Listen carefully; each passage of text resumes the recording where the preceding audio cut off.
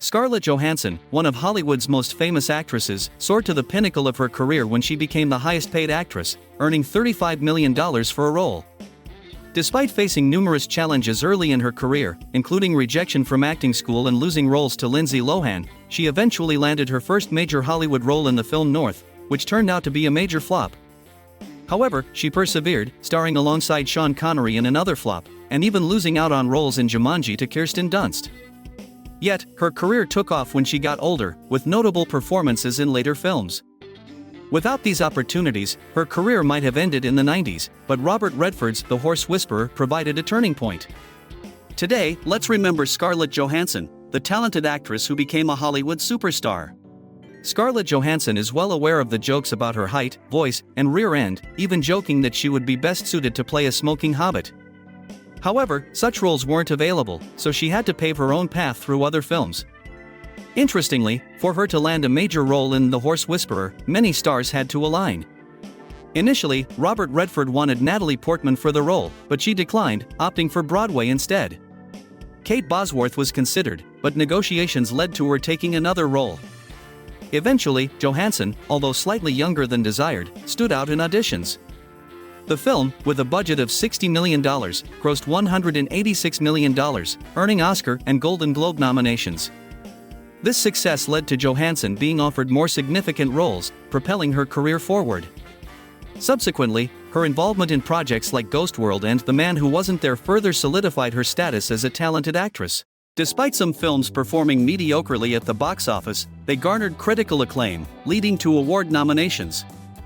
Notably, her role in Ghost World gained cult status, and she was praised for her performance at just 17 years old. In 2002, Scarlett experienced her first major box office flop with Spider's Attack, a failed producer's project that critics tore apart, causing it to be quickly forgotten. However, even before its release, Scarlett had already appeared in two films that catapulted her career: Girl with a Pearl Earring, earning $10 million, and Lost in Translation, her breakout role. Lost in Translation grossed $118 million against a $4 million budget, garnering critical acclaim and award nominations.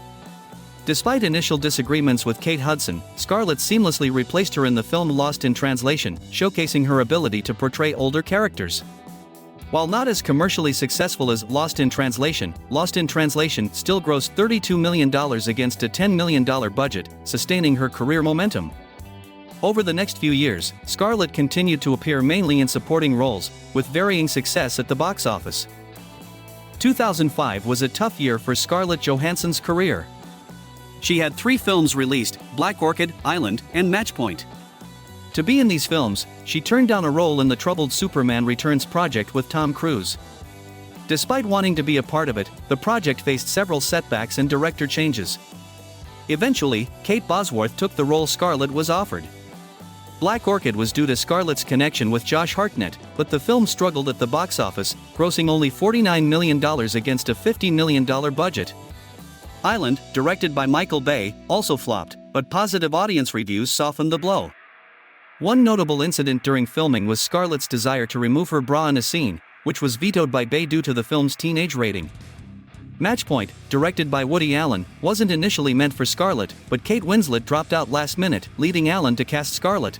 Despite initial doubts about her being American, the film was a success, grossing $85 million against a $15 million budget and earning Scarlett a Golden Globe nomination. Allen was so impressed with her that he immediately cast her in his next film, Sensation, which also performed well at the box office in 2006, grossing $40 million against a $4 million budget. Some say Scarlett's role in Christopher Nolan's The Prestige was also a stroke of luck. Initially, Josh Hartnett was considered but dropped out of Nolan's Batman project, leading to his inclusion in The Prestige. Scarlett, who was dating Hartnett at the time, landed a major role in the film. While not a massive box office hit, The Prestige still grossed $110 million against a $40 million budget. Following this, Scarlett had successful ventures with The Nanny Diaries, The Other Boleyn Girl, and another Woody Allen hit, Vicky Cristina Barcelona, where Allen specifically wrote the script for her. Despite Allen's films not always being commercial hits, Scarlett's involvement brought success, with Vicky Cristina Barcelona grossing $96 million against a $20 million budget. However, her role in Frank Miller's The Spirit didn't fare well, only earning $39 million against a $60 million budget. Nonetheless, Scarlett's career remained strong amidst occasional setbacks. There was indeed one problem preventing the actress from climbing higher and finally becoming a big star: she lacked a major hit. She sought it at Marvel Studios, even accepting a reduced fee for her previous films. In Iron Man 2, she appeared for $400,000. Standard terms didn't include her wishes.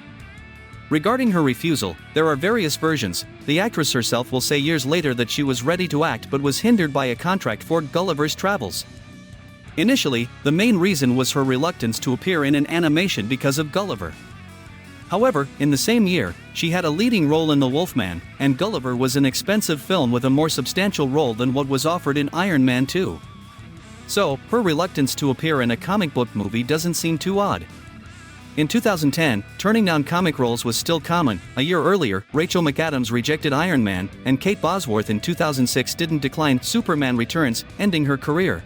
Scarlett Johansson, on the other hand, gripped onto the role of Black Widow fiercely, hitting the gym, spending time with firearms, and even contributing to refining the costume. Iron Man 2 did well at the box office, and Scarlett Johansson's fees soared. Thanks to this role, she got $4 million for We Bought a Zoo and requested $6 million for The Avengers, which proved successful, grossing around $1.5 billion. By the way, alongside The Avengers, Scarlett could have starred in a big box office flop, as she was signed for Total Recall, but filming conflicts led her to leave. Instead, Jessica Biel took over, fortunately for Scarlett, as she didn't always have luck. For instance, she really wanted a role in The Girl with the Dragon Tattoo, but the studio, Sony, persuaded director David Fincher to reject her, considering her too doll-like for the part. After The Avengers, though drowning in offers, she chose projects carefully, signing only a few for smaller films for a couple of years. Not all were successful. Under the Skin, despite its small budget, was poorly received, as was the $15 million Hitchcock, which earned only $27 million at the box office. On the contrary, Her, in which Scarlett voiced, and Don John, with a budget of $3 million, grossed $40 million.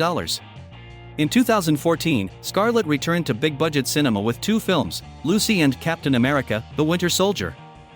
Rumors initially suggested Angelina Jolie for the lead in Lucy, but Scarlett landed the role.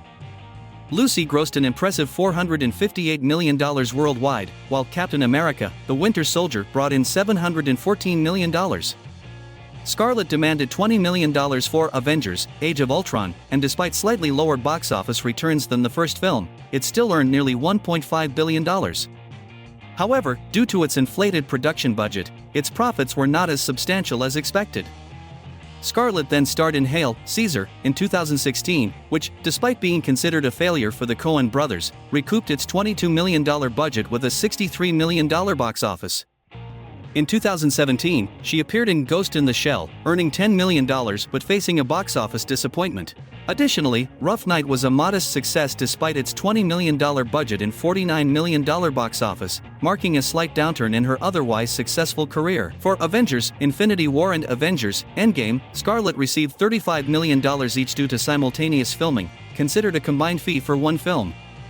She earned her first Oscar nomination for Jojo Rabbit in the same year, alongside another nomination for her Marriage Story, a Netflix film released with a limited theatrical run to qualify for awards. Her latest film is Black Widow, for which she received $20 million. Although it underperformed at $379 million against a $200 million budget, its release timing amid pandemic restrictions impacted its box office. Simultaneous release on Disney Plus allowed Scarlett to earn an extra $40 million, but she sued the studio over lost bonuses due to this strategy, settling for $40 million.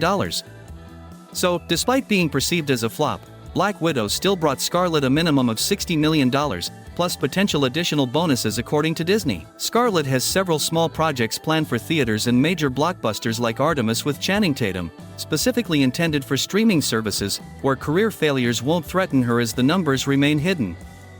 Currently, she's one of the highest-paid actresses, sought after by directors, with no problems on the horizon.